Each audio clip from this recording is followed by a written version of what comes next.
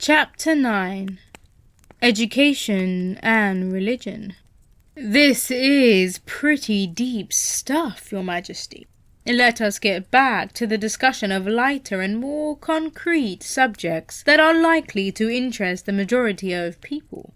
I am interested in discussing the things that make people happy and miserable, rich and poor, sick and healthy.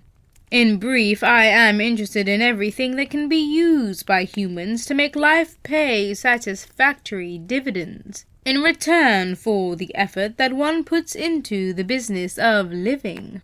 Very well. Let us be definite. You have my idea.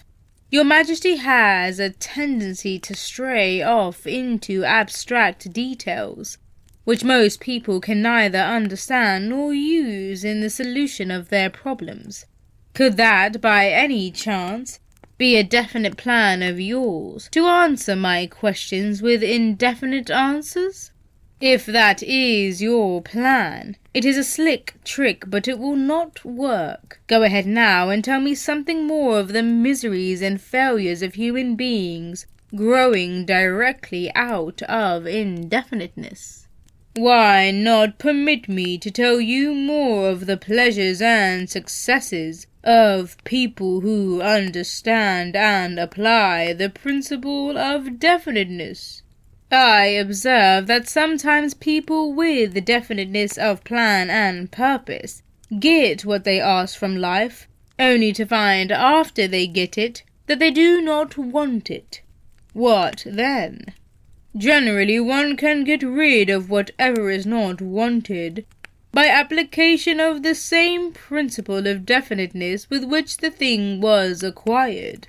A life that is lived with fullness of peace of mind, contentment, and happiness always divests itself of everything it does not want. Anyone who submits to annoyance by things he does not want is not definite. He is a drifter. What about married people who cease to want each other? Should they separate, or is it true that all marriages are made in heaven, and the contracting parties are therefore forever bound by their bargain, even though it may prove to be a poor one for both? First, let me correct that old saying that all marriages are made in heaven. I know some of which were made on my side of the fence. Minds which do not harmonize should never be forced to remain together in marriage, or in any other relationship. Friction and all forms of discord between minds leads inevitably to the habit of drifting, and, of course, to indefiniteness. Aren't people sometimes bound to others by a relationship of duty, which renders it impractical for them to take from life what they want most? Duty is one of the most abused and misunderstood words in existence. The first duty of every being is to himself. Every person owes himself the duty of finding how to live a full and happy life. Beyond this, if one has time and energy not needed in the fulfillment of his own desires, one may assume responsibility for helping others. Isn't that a selfish attitude? And isn't selfishness one of the causes of failure to find happiness? I stand by my statement that there is no higher duty than that which one owes himself. Doesn't a child owe something in the way of duty to its parents, who gave it life and sustenance during its periods of helplessness? Not at all. It is just the other way around. Parents owe their children everything they can give them in the way of knowledge. Beyond that, parents often spoil instead of helping their offspring by a false sense of duty, which prompts them to indulge their children instead of forcing them to seek and gain knowledge at first hand. I see what you mean. Your theory is that too much help thrust upon the youth encourages him to drift and become indefinite in all things. You believe that necessity is a teacher of great sagacity, that defeat carries with it an equivalent virtue, that unearned gifts of every nature may become a curse instead of a blessing. Is that correct? You have stated my philosophy perfectly. My belief is not theory. It is fact. Then you do not advocate prayer as a means of gaining desirable ends? On the contrary, I do advocate prayer, but not the sort of prayer that consists of empty, begging, meaningless words. The sort of prayer against which I am helpless is the prayer of definiteness of purpose. I never thought of definiteness of purpose as being a prayer. How can it be? Definiteness is in effect the only sort of prayer upon which one can rely. It places one in the way of using hypnotic rhythm to attain definite ends, by the mere act of appropriating it from the great universal storehouse of infinite intelligence. The appropriation, in case you are interested, takes place through definiteness of purpose, persistently pursued. Why do the majority of prayers fail? They don't. All prayers bring that for which one prays. But you just said that the definiteness of purpose is the only sort of prayer upon which one can rely. Now you say that all prayers bring results. What do you mean? There is nothing inconsistent about it. The majority of people who pray go to prayer only after everything else fails them. Naturally, they go with their minds filled with fear that the prayers will not be answered. Well, their fears are realized. The person who goes to prayer with definiteness of purpose and faith in the attainment of that purpose puts into motion the laws of nature, which transmute one's dominating desires into their physical equivalent. That is all there is to prayer. One form of prayer is negative, and brings only negative results. One form is positive, and brings definite positive results. Could anything be more simple? People who whine and beg God to assume responsibility for all their troubles and provide them with all the necessities and luxuries of life are too lazy to create what they want and translate it into existence through the power of their own minds. When you hear a person praying for something that he should procure through his own efforts, you may be sure you are listening to a drifter. Infinite intelligence favors only those who understand and adapt themselves to her laws. She makes no discrimination because of fine character or pleasing personality. These things help people negotiate their way through life more harmoniously with one another. But the source from which prayer is answered is not impressed by fine feathers. Nature's law is, know what you want, adapt yourself to my laws, and you shall have it. Does that harmonize with the teachings of Christ? Perfectly. Also, it harmonizes with the teachings of all truly great philosophers. Is your theory of definiteness in harmony with the philosophy of men of science? Definiteness is the major difference between a scientist and a drifter. Through the principle of definiteness of purpose and plan, the scientist forces nature to hand over her most profound secrets. It was through this principle that Edison uncovered the secret of the talking machine, the incandescent electric light, and scores of other benefits for mankind. Then I understand that definiteness is the first requisite for success in all earthly undertakings. Is that right? Exactly. Anything which teaches people to examine facts and coordinate them into definite plans through accurate thinking is hard on my profession. If this thirst for definite knowledge now spreading over the world keeps up, my business will be shot to pieces within the next few centuries. I thrive on ignorance, superstition, intolerance, and fear. But I cannot stand up under definite knowledge, properly organized into definite plans, in the minds of people who think for themselves. Why don't you take over omnipotence and manage the whole works in your own way?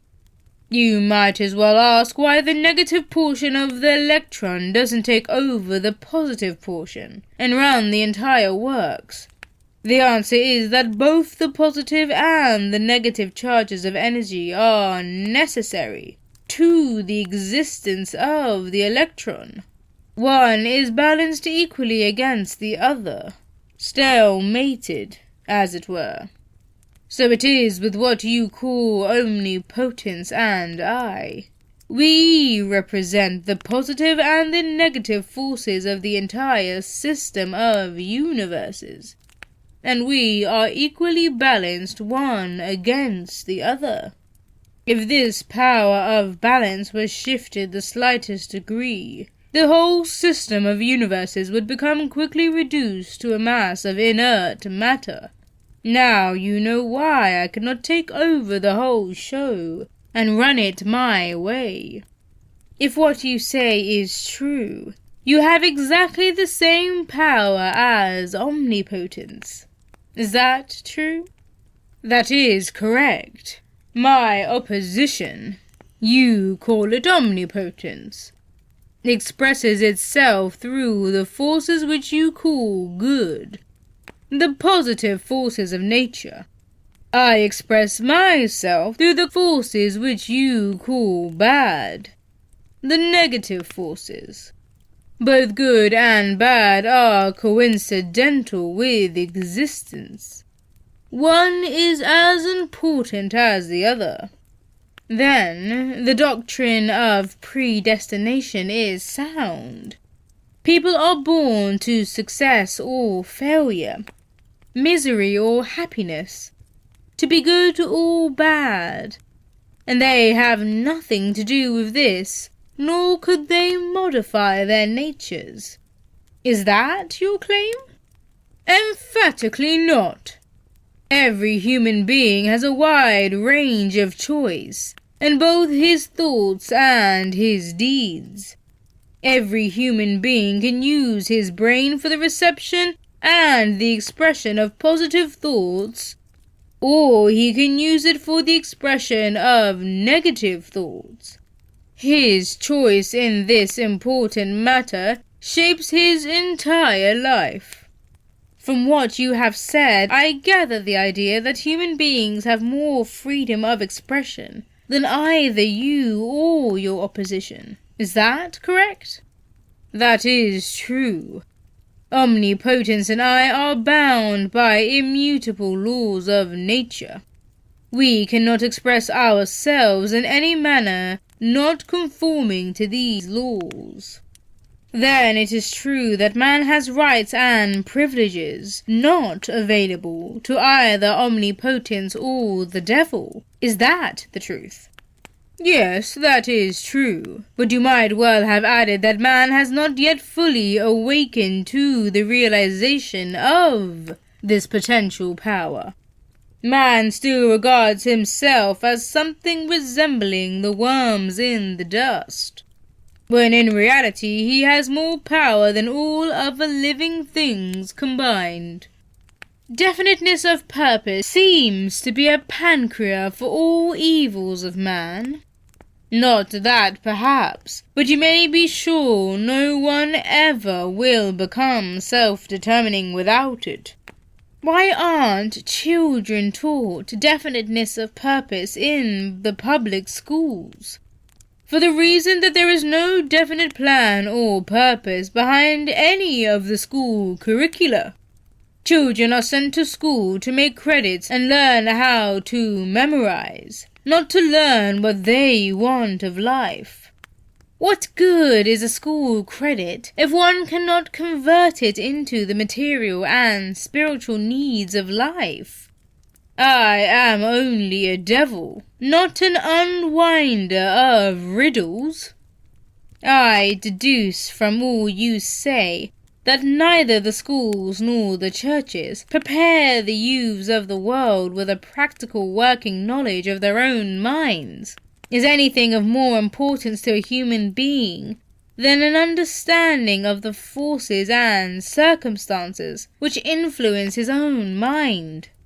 The only thing of enduring value to any human being is a working knowledge of his own mind. The churches do not permit a person to inquire into the possibilities of his own mind, and the schools do not recognize that such a thing as a mind exists. Aren't you a little hard on the schools and the churches? No, I am merely describing them as they are, without bias or prejudice. Aren't the schools and the churches your bitter enemies? Their leaders may think they are, but I am impressed only by facts. The truth is, if you must know it, the churches are my most helpful allies, and the schools run the churches a close second. On what specific or general grounds do you make this claim? On the grounds that both the churches and the schools help me to convert people to the habit of drifting. Do you realize that your charge is substantially a sweeping indictment of the two institutions of major importance which have been responsible for civilization in its present form? Do I realize it? Man alive, I gloat over it. If the schools and churches had taught people how to think for themselves, where would I be now? This confession of yours will disillusion millions of people whose only hope for salvation is in their churches. Isn't that a cruel thing to do to them? Wouldn't most people be better off living in the bliss of ignorance than to know the truth about you? What do you mean by the term salvation? From what are people being saved? The only form of enduring salvation that is worth a green fig to any human being is that which comes from recognition of the power of his own mind. Ignorance and fear are the only enemies from which men need salvation. You seem to hold nothing sacred. You are wrong. I hold sacred the one thing which is my master. The one thing I fear. What is that? The power of independent thought, backed by definiteness of purpose. Then you do not have many people to fear. Only 2 out of every 100 to be exact. I control all others. Let's give the churches a rest and get back to the public schools. Your confession has shown clearly that you thrive and perpetuate yourself from one generation to another by the clever trick of taking over the minds of children before they have the chance to learn how to use their minds. I wish to know what is wrong with a public school system that permits the devil to control so many people. I wish to know also what can be done to the established system of teaching that will ensure all children the opportunity to learn. First, that they have minds, and second, how to use those minds and bring spiritual and economic freedom. I am putting the question to you definitely enough. And since you have stressed the importance of definiteness of purpose, I am here and now putting you on notice that your answer to my question must be definite. Wait a moment while I catch my breath. You have given me quite an order. It seems strange that you would come to the devil to learn how to live. I should think you would go to my opposition. Why don't you? Your Majesty, it is you who are on trial here, not I. I want the truth, and I am not particular as to the source from which I get it. There is something radically wrong with the system of education that has given us a balance sheet with life that shows us hopelessly in the red, and groping for the road to self-determination, as if we were so many animals lost in the jungle. I want to know two things about this system. First, what is the major weakness of the system? Second, how can this weakness be eliminated? The floor is yours again. Please stick to the question and stop trying to decoy me into the discussion of deep, abstract subjects. That's definite, is it not?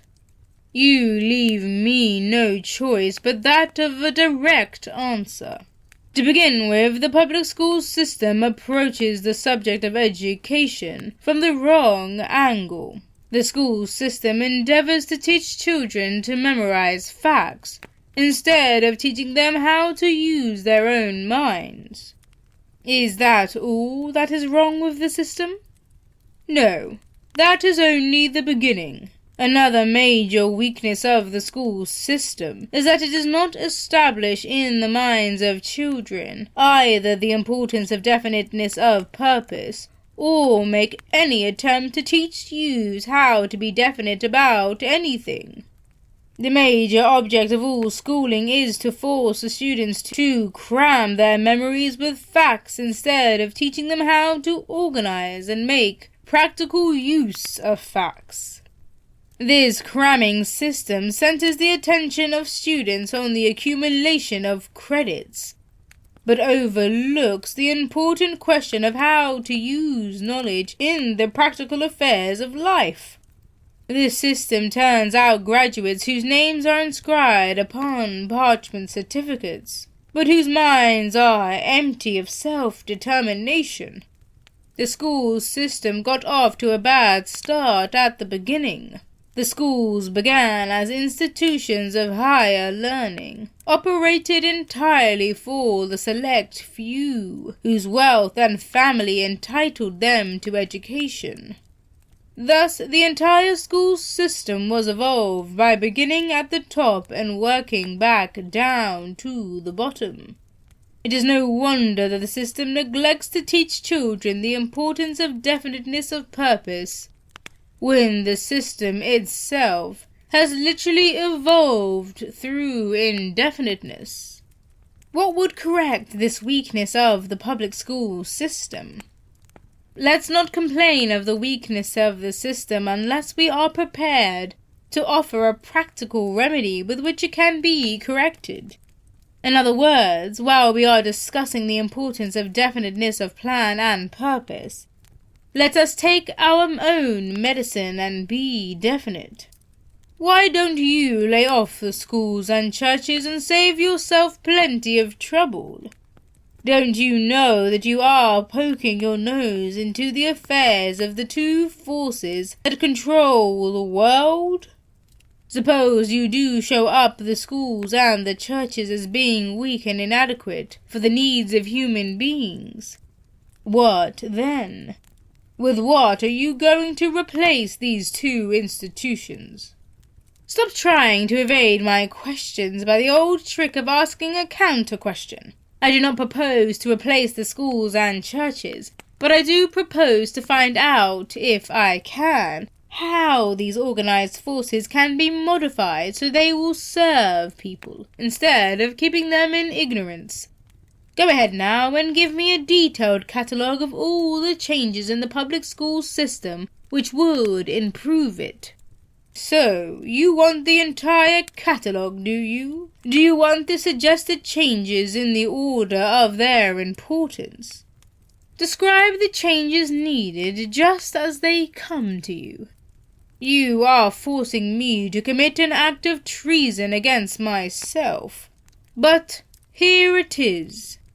Reverse the present system by giving children the privilege of leading in their schoolwork, instead of following orthodox rules designed only to impart abstract knowledge. Let instructors serve as students, and let the students serve as instructors. As far as possible, organize all schoolwork into definite methods through which the student can learn by doing, and direct the classwork so that every student engages in some form of practical labour connected with the daily problems of life. Ideas are the beginning of all human achievement. Teach all students how to recognize practical ideas that may be of benefit in helping them acquire whatever they demand of life. Teach the students how to budget and use time. And above all, teach the truth that time is the greatest asset available to human beings, and the cheapest. Teach the student the basic motives by which all people are influenced, and show how to use these motives in acquiring the necessities and the luxuries of life. Teach children what to eat, how much to eat, and what is the relationship between proper eating and sound health. Teach children the true nature and function of the emotion of sex, and above all, teach them that it can be transmuted into a driving force, capable of lifting one to great heights of achievement. Teach children to be definite in all things, beginning with the choice of a definite major purpose in life. Teach children the nature of and possibilities for good and evil in the principle of habit, using as illustrations with which to dramatize the subject of everyday experiences of children and adults. Teach children how habits become fixed through the law of hypnotic rhythm, and influence them to adopt, while in the lower grades, habits that will lead to independent thought. Teach children the difference between temporary defeat and failure, and show them how to search for the seed of an equivalent advantage which comes with every defeat.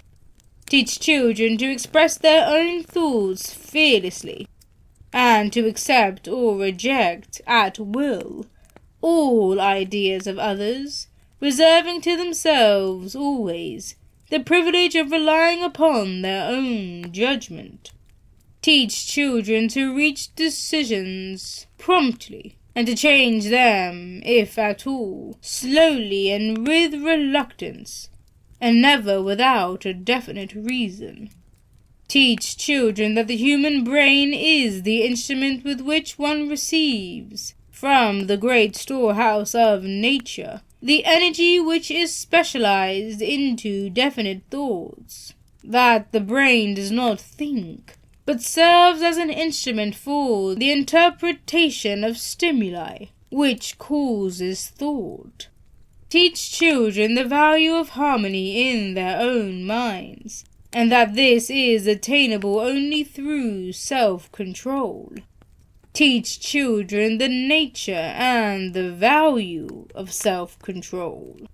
Teach children that there is a law of increasing returns, which can be and should be put into operation as a matter of habit, by rendering always more service and better service than is expected of them.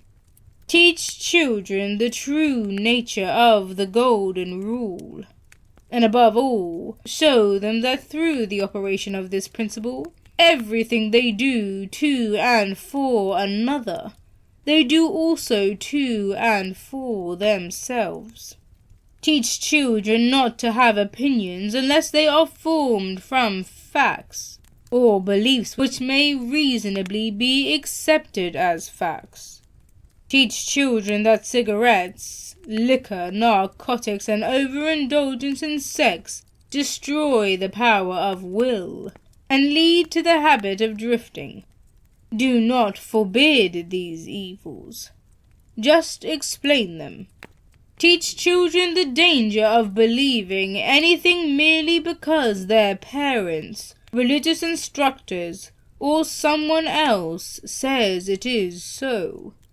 Teach children to face facts, whether they are pleasant or unpleasant, without resorting to subterfuge or offering alibis.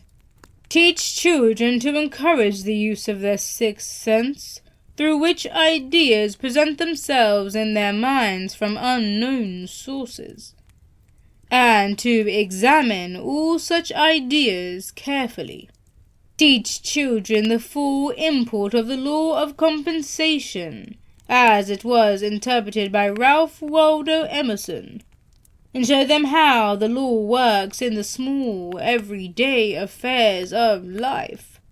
Teach children that definiteness of purpose, backed by definite plan, persistently and continuously applied, is the most efficacious form of prayer available to human beings.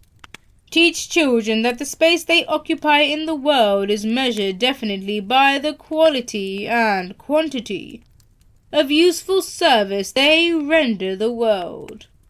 Teach children there is no problem which one does not have an appropriate solution, and that the solution often may be found in the circumstance creating the problem. Teach children that their only real limitations are those which they set up or permit others to establish in their own minds. Teach them that man can achieve whatever man can conceive and believe. Teach children that all schoolhouses and all textbooks are elementary implements which may be helpful in the development of their minds, but that the only school of real value is the great university of life, wherein one has the privilege of learning from experience. Teach children to be true to themselves at all times, and since they cannot please everybody, therefore to do a good job of pleasing themselves. That is an imposing list, but it seems conspicuous by the fact that it ignores practically every subject now taught in the public schools. Was that intended? Yes. You asked for a list of suggested changes in the public school curricula which would benefit children. Well, that is what you got. Some of the changes you suggest are so unorthodox, they would shock most of the educators of today, wouldn't they? Most of the educators of today need to be shocked. A good sound shock often helps the brain that has been atrophied by habit. Would the changes you suggest for the public schools give children immunity against the habit of drifting? Yes, that is one of the results the changes would bring. But there are others too. How could the suggested changes be forced into the public school system? You know, of course, it is as difficult to get a new idea into an educator's brain as it is to interest a religious leader in modifying religion so it will help people get more from life.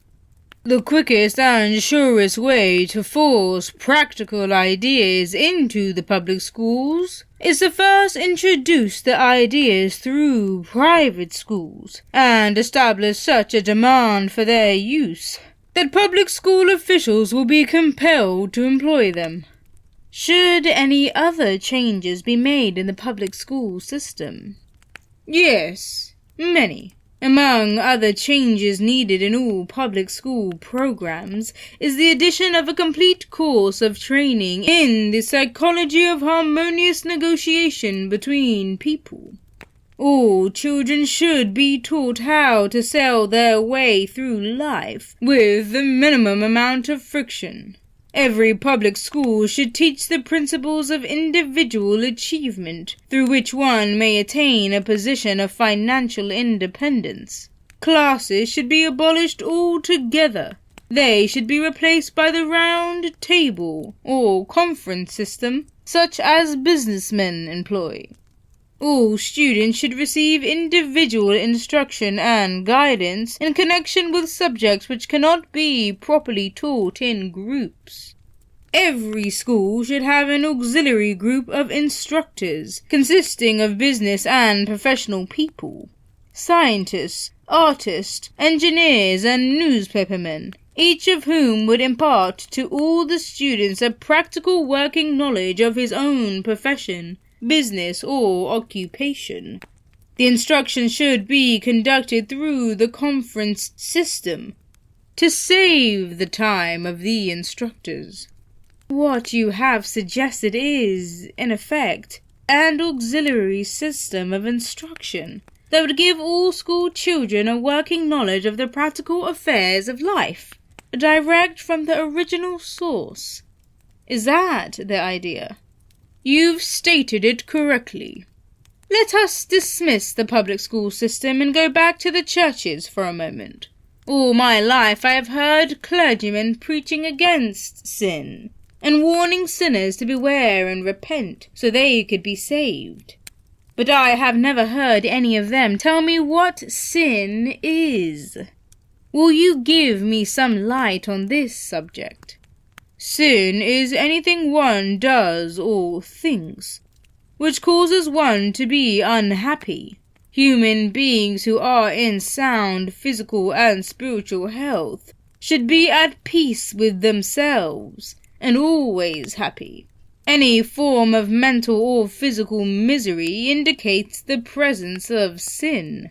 Name some of the common forms of sin. It is a sin to overeat because that leads to ill health and misery. It is a sin to overindulge in sex because that breaks down one's willpower and leads to the habit of drifting. It is a sin to permit one's mind to be dominated by negative thoughts of envy, greed, fear, hatred, intolerance, vanity, self-pity, or discouragement, because these states of mind lead to the habit of drifting. It is a sin to cheat, lie, and steal, because these habits destroy self-respect, subdue one's conscience, and lead to unhappiness. It is a sin to remain in ignorance, because that leads to poverty and loss of self-reliance. It is a sin to accept from life anything one does not want, because that indicates an unpardonable neglect to use the mind. Is it a sin for one to drift through life without definite aim, plan, or purpose? Yes, because this habit leads to poverty and destroys the privilege of self-determination. It also deprives one of the privilege of using his own mind as a medium of contact with infinite intelligence. Are you the chief inspirer of sin? Yes, it is my business to gain control of the minds of people in every way possible. Can you control the mind of a person who commits no sin?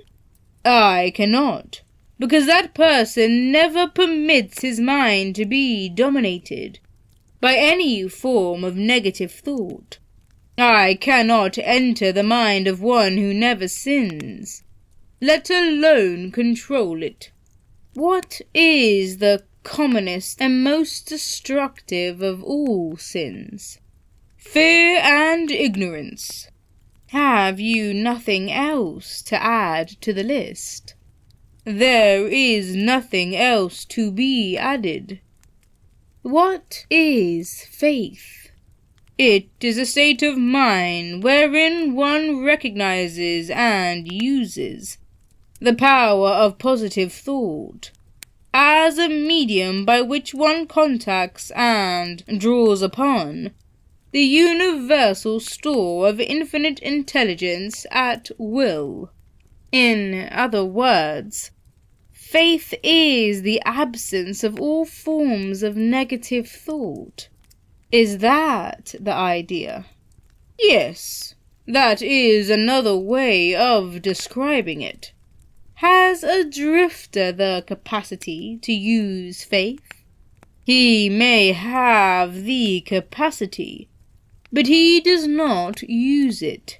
Everyone has the potential power to clear his mind of all negative thoughts, and thereby avail himself of the power of faith. Stating the matter in another way, faith is definiteness of purpose, backed by belief in the attainment of the object of that purpose. Is that correct? That's the idea exactly.